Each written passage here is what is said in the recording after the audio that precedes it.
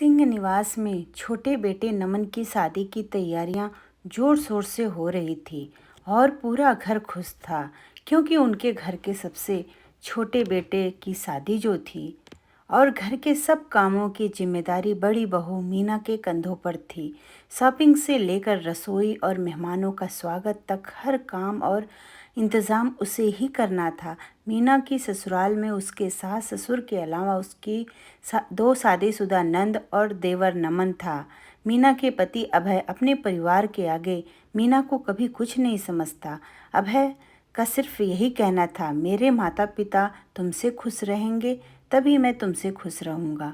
मीना अपनी ससुराल के सबके लिए सिर्फ चलती फिरती काम करने की मशीन थी जिसे सब दिन भर चलाते रहते थे, लेकिन कोई भी उसकी तारीफ यह चिंता नहीं करता कि सास का यही कहना था कि ये तो हर बहू का धर्म है।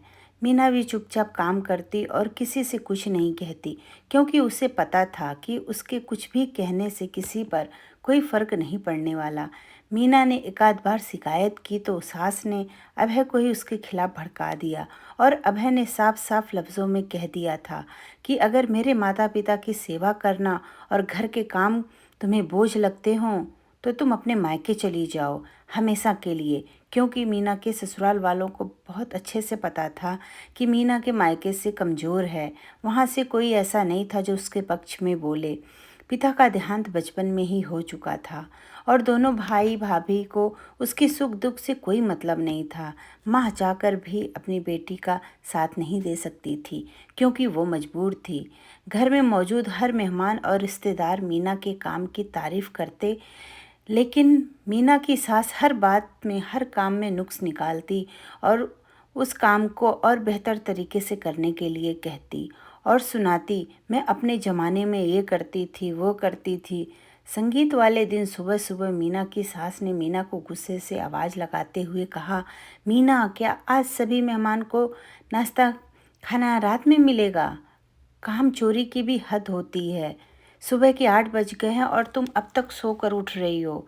अब तक किसी ने चाय तक नहीं पी। मीना ने कहा, माँ जी बस अभी लाई। कल मुन्नी, मीना की 3 साल की बेटी, की तबीयत ठीक नहीं थी। रात भर बुखार था इसलिए देर हो गई। अभी सबके लिए नाश्ता और चाय बनाकर लाती हूँ।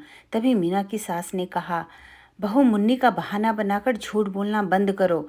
तुम ये क्यों नहीं कहती कि तुम काम नहीं करना चाहती हो? तुमसे नहीं होगा। ये बात तुम पहले कह देती तो मैं कोई और काम करने वाली और खाना बनाने के लिए रख लेती। तभी मीना की बुआ सास ने, इसमें कहने वाली क्या बात है? मीना की सास, तुझे तो यह बात खुद से समझनी चाहिए थी कि इतने मेहमानों का काम कोई अकेले कैसे करेगा।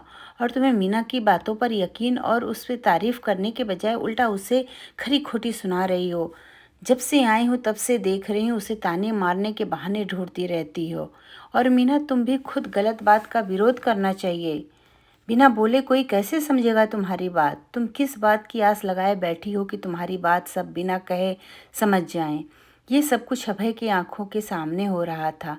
मीना भी उसकी तरफ आस में देख रही थी कि शायद आज वो कुछ उसकी तरफ से बोलेगा, लेकिन अभय ने कुछ नहीं कहा। इस बात पर मीना को बहुत गुस्सा आया। उसने भी बोला, सब जानते हो कि मुन्नी को तेज बुखार था, सारी रात जाकर पट्टी किया, पर आपसे कैसे उम्मीद? पहले ही बहुत देर हो चुकी है, चलूं रसोई में। मीना वहाँ से चली गई और अजय नज़रें झुकाए मीना को देखता है, लेकिन मन ही मन अपनी गलती का एहसास भी हो रहा था कि पत्नी के लिए ना सही बेटी के लिए बोलना चाहिए था।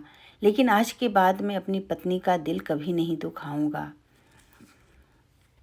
दोस्तों, अगर आपको मेरी कहानी अच्छी लगी तो प्लीज़ लाइक और सब्सक्राइब ज़रूर करिए।